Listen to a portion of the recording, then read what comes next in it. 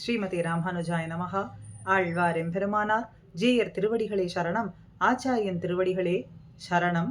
நாச்சியார் பாசுரங்களிலே ஐம்பொருள்கள் என்ற அனுபவத்தில் இந்த கடைசி பகுதியாக நாச்சியார் திருமொழியிலே ஆண்டாள் இந்த 5 பொருள்களை எப்படி காண்பிக்கின்றாள்.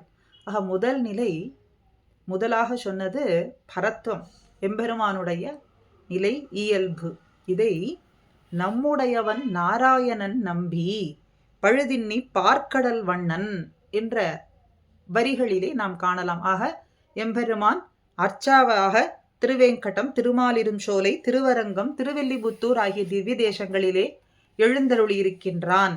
நாம் சென்று அவனை அடைய வேண்டும் என்று நமக்காக தாழ இறங்கி எழுந்தருளியிருக்கின்றான் என்று 5 நிலைகளிலே அர்ச்சை நிலையை முதலிலே எடுத்து காண்பிக்கின்றாள். அடுத்ததாக சீவனினுடைய நிலை, இந்த ஜீவாத்மாவினுடைய நிலை என்ன?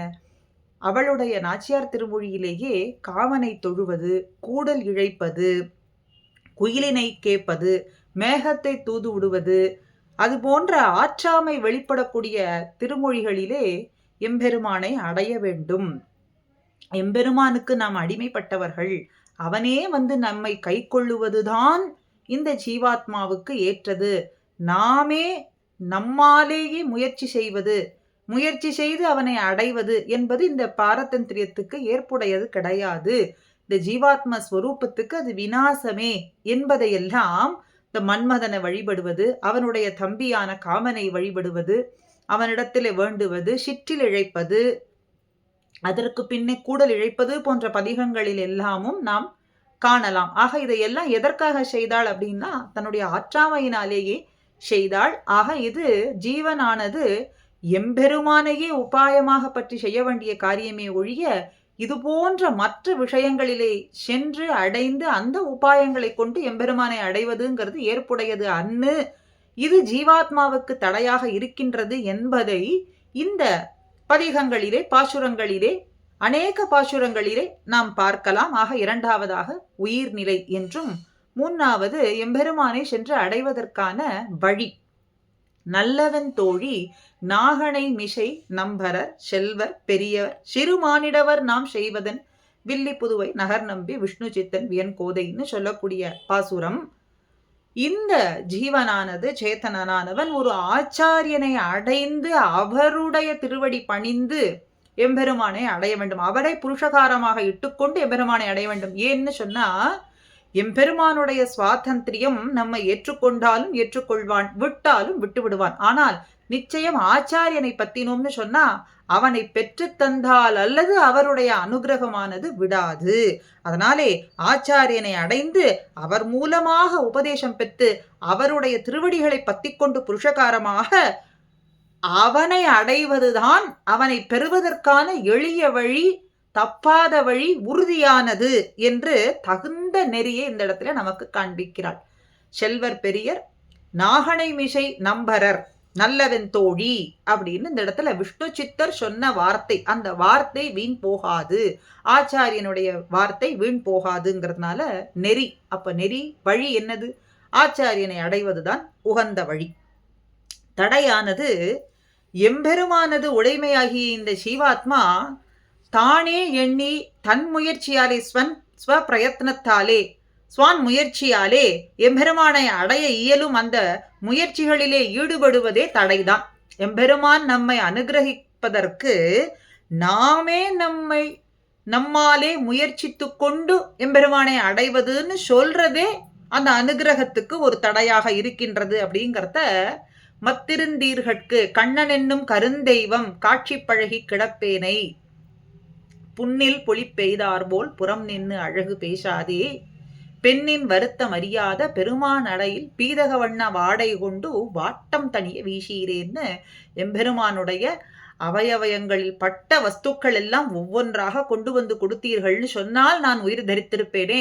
அவன் மார்பில் புரண்ட வனமாலையை கொண்டு வந்து தாருங்கள், அவன் வாயிலே ஊறிய அமுத நீர், அமுதனுடைய வாயிலே ஊறிய அமுத நீரை கொண்டு வந்து கொடுத்தால் நான் தரித்திருப்பேனே. அவன் உடம்பிலே பூசின பொடி, அந்த பொடியை கொண்டு வந்து என்னிடத்திலே கொடுத்தால் நான் தரித்திருப்பேனே.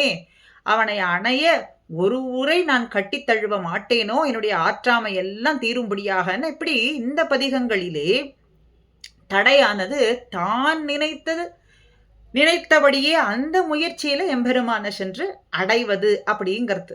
ஆக அது அதுவே இந்த ஜீவாத்மா எம்பெருமானை சென்று அடைவதற்கான வழி நெறிமுறைகளுக்கு தடையாக இருக்கின்றது அப்படின்னு கடைசியா நாம் பெறப்போகின்ற பயன், செல்வம், வாழ்வு அது என்னன்னா, பருந்தாட்களித்துக்கு அருள் செய்த பரமன் தன்னை பாரின் மேல் விருந்தாவனத்தே கண்டமை விஷ்ணு சித்தன் கோதை சொன்ன மருந்தாம் என்று நம் மனத்து வைத்துக்கொண்டு வாழ்வார்கள் பெருந்தாளுடைய பிரானடிக்குள் பிரியாது என்னும் இருப்பாரே. மருந்து போல, ஒரு நோய்க்கு மருந்து எவ்வளவு அவசியம் அந்த நோய் சரியாவதற்கு, அதுபோல இந்த சம்சாரத்துல இப்படி கட்டுண்டு நாம் உழன்று கொண்டிருக்கிறோமே, அது ஒரு முறையான்னா மறுபடியும் மறுபடியும் மறுபடியும் எத்தனை யோனிகள், எத்தனை பிறப்பு, எத்தனை வடிவங்கள், எப்படி எல்லாமும் பிறந்து இப்படி எம்பெருமானை விட்டு தூரஸ்தனாய் பகலே பழப்பொழுதும் போயின என்றும் அஞ்சி கலங்காதபடிக்கும் இருக்கக்கூடியதான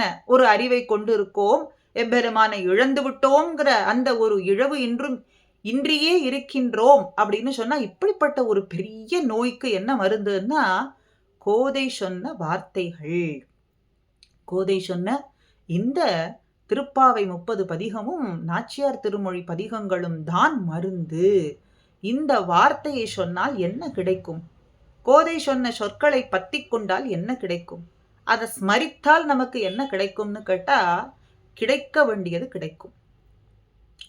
பருந்தாட்களித்துக்கு அருள் செய்த பரமன் எம்பெருமான், அத்தனை வஸ்துக்களுக்கும் தன்னுடைய கிருபையை சொரிந்தவனான எம்பெருமானுடைய திருவடி கீழே என்றும் பிரியாது இருப்பர், எப்பொழுதும் பிரியாமல் இருப்பர்.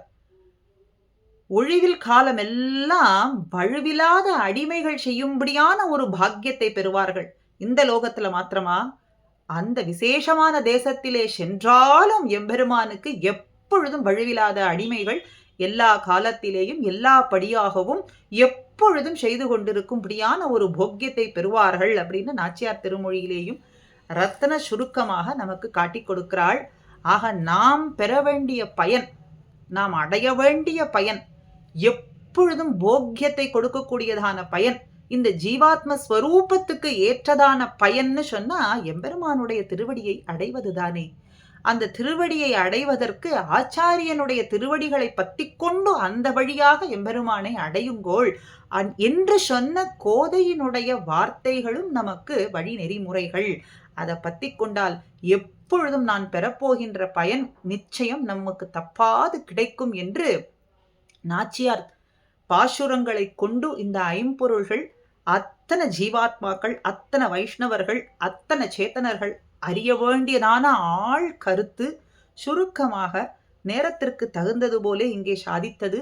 இன்று திருவாடிப்பூரம் நன்னாள். கோதாதேவி நமக்காகவே அவதாரம் பண்ணி நாம் எல்லாம் உய்ய வேண்டும் என்று இந்த ரத்னங்களை நமக்காக மால்ய ரத்னையான அவளே சாதித்து கொடுத்திருக்கிறதுனாலே அந்த வார்த்தைகளே நமக்கு உத்தேசியம், அவளே உத்தேசியம், அவளுடைய திருவடிகளே உத்தேசியம், அவள் காட்டிக் கொடுத்த அஸ்மத் ஆச்சாரியர்கள் உத்தேசியம், ஆச்சாரியர்கள் காட்டிக் கொடுக்கின்ற குரு பரம்பரா ஆச்சாரியர்களும் அதற்கு மேலே எம்பெருமானும் பிராட்டியும் உத்தேசியம் என்று சொல்லி இந்த பதிவு ஸ்ரீமதே ராமானுஜாய நமஹா. ஆண்டாள் ரங்கமன்னார் திருவடிகளே சரணம்.